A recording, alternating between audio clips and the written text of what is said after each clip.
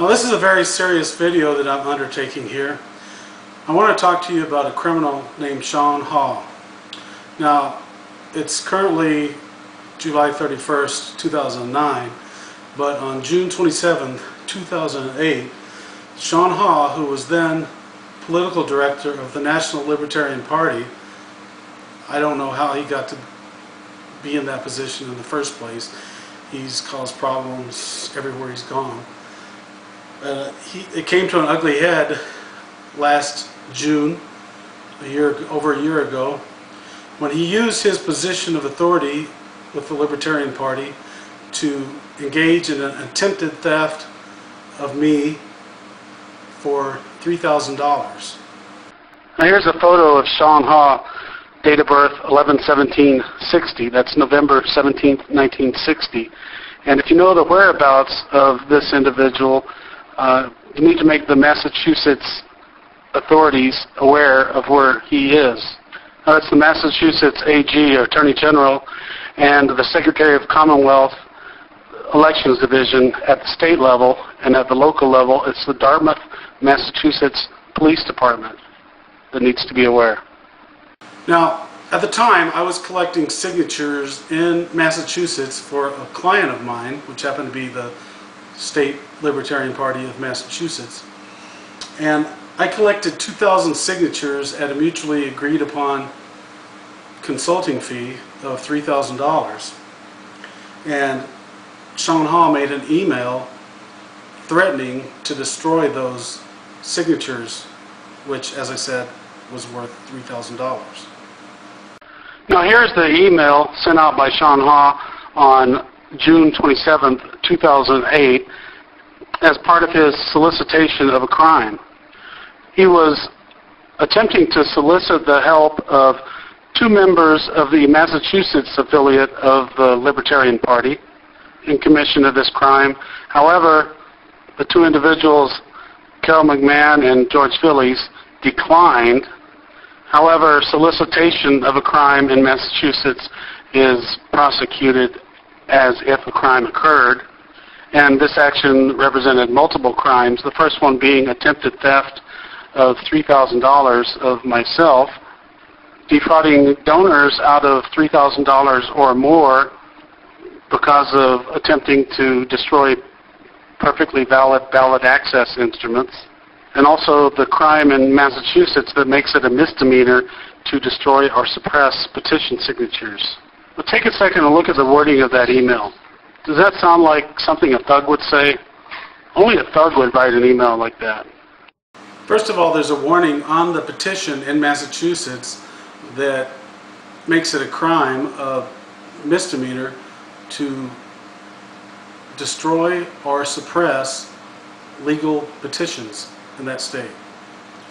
Now, Haugh knowingly and with criminal intent engaged in the solicitation of these crimes.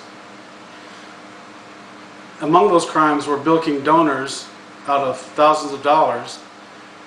Now, it's a political party, so it runs on donations. He basically, as political director, it was his job, part of his job, he assured donors that their money would be going to successful projects. Now, those projects in 2008 were getting the party on the ballot in 49 states plus DC. One state had already been written off, Oklahoma, which was legally out of the purview of the party. He assured the donor base that 49 states plus DC would be achieved, but yet he made these promises knowing that he wasn't going to deliver these successful projects. Now, he deliberately, like I said earlier in here, he has done this to others besides myself. Fortunately, Massachusetts succeeded in spite of Haugh's attempt to sabotage it, but there are others that he sabotaged. The others that he sabotaged that did fail were Connecticut, Maine, West Virginia, and DC. Now, those would have been successful had Haugh not engaged in actions like he did with me and caused those projects to fail, while assuring the donor base that they would succeed. Now here's the actual petition from Massachusetts, where it definitely issues a warning that it is a crime to destroy or suppress a petition, which is exactly what Sean Haugh attempted to do, the solicitation of a crime. Now this is just Massachusetts, so this doesn't even take into account there are several other activists that he attempted this same or similar tactic on, which led to the failures I spoke of in the other states. Now here's an article that Sean Haugh wrote months after the fact. This dispels the notion that it may have been done in a moment of temporary insanity.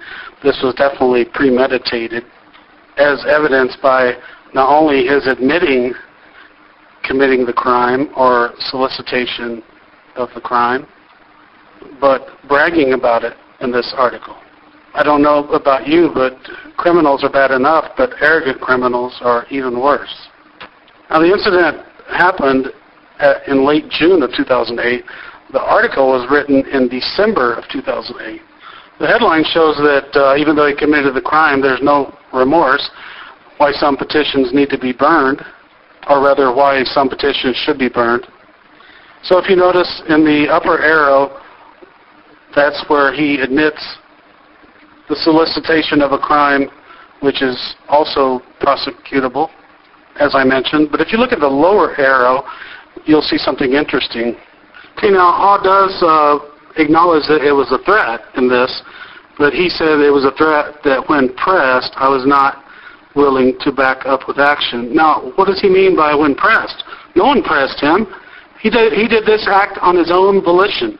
This was clearly an act conceived by him and with him, and there was no outside pressure, there was no impetus externally that guided him to do it. He could say the devil made him do it or whatever, but he was not pressed. No one pressed him. And also, he's not being very forthright or truthful when he said he was not willing to back up with action. He was willing to back up with action.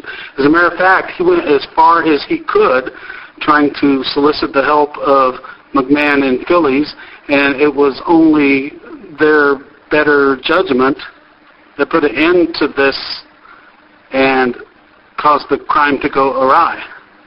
He effectively met his Waterloo with McMahon and Phillies, but that's a lie to say that he was not willing to back up with action. He was perfectly willing, and had they been willing, the crime would have been carried out. That's a lot like saying Napoleon made a threat to invade Russia, and it was a threat that he was not willing to back up with action. Or I should say Napoleon conquering Russia was something he was not willing to back up with action. No, what failed to conquer is he met his Waterloo. If you make an earnest attempt to do something, and the only reason you fail is because you get so far into it that others aren't willing to cooperate and they put a stop to it, you can't then say that it didn't happen because you were not willing to back it up with action. You know, that's complete bull. Therefore, Sean Haugh is a typical liar and a thief. Now, when Haugh committed these crimes, criminal complaints were filed with the appropriate prosecutorial bodies, and those were the local police, Dartmouth, Massachusetts, the Attorney General's Office, Fraud Investigation Unit, and the Secretary of the Commonwealth Elections Division. All three of these entities received complaints on Haugh's actions. I personally was present when these complaints were filed. To my knowledge, Mr. Haugh has not been apprehended, and it's highly likely that authorities in Massachusetts are on the lookout for him. Now, I don't know where Sean Haugh is right now. I have heard rumors that he may be with an organization, working with an organization called Free and Equal. But he needs to be apprehended and brought to justice. And if you are involved with Free and Equal, or you have brushed elbows with Free and Equal, and in particular, if you know, have seen Sean Haugh work with them, please notify the appropriate Massachusetts authorities and bring it to their attention. I really appreciate that. I need to do my case justice. Oh, and one other thing, what I'd like for you to do, if you would, pass this video around. Make sure you forward it to all your friends and family and bring it to people's attention, especially if they're interested in politics and more especially third-party politics. If you're in political circles, get this thing circulated. And by all means, if you have any information for me, put them down here in the comment section, and I appreciate that very much. Thanks for watching.